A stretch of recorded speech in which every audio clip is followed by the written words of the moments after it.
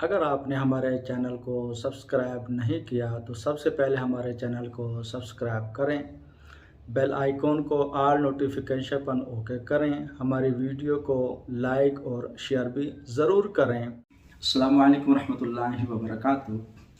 आज मैं आप लोगों को जो अमल बताना चाहता हूँ वो ये है कि अगर कोई शख्स परेशान हाल है, रिस्क की वजह से परेशानी का सामना उसको करना पड़ता है, मुफलसी है, बेरोज़गारी है, रोज़ी के जो चांस हैं वो बहुत कम होते जा रहे हैं। हमारे यहाँ इस तरह कई ऐसे मसाइल या लोग आते हैं जो इस मुसीबत में गिरफ़्तार होते हैं। अमूमन रिस्क की पाबंदी के तो असबाब कई होती हैं, मगर इस असबाब को खोलने के लिए या इनकी जो रुकावटें हैं तोड़ने के लिए अल्लाह तबारक व तआला के कुरान पाक के अंदर इतनी ताकत है। अगर हम उसका विर्द करें तो इंशाअल्लाह ये हमारे लिए आसानी पैदा हो सकती है। एक वजीफ़ा है कुलिल्लाहुम्मा मालिकल मुल्की। इस अमल को आपने 101 मरतबा रोज़ाना पढ़ना है। इंशाअल्लाह अल्लाह तबारक व तआला के फजल करम से रोज़ी की जितनी रुकावटें हैं ख़त्म हो जाएंगी और वसाइल पैदा हो जाएंगे।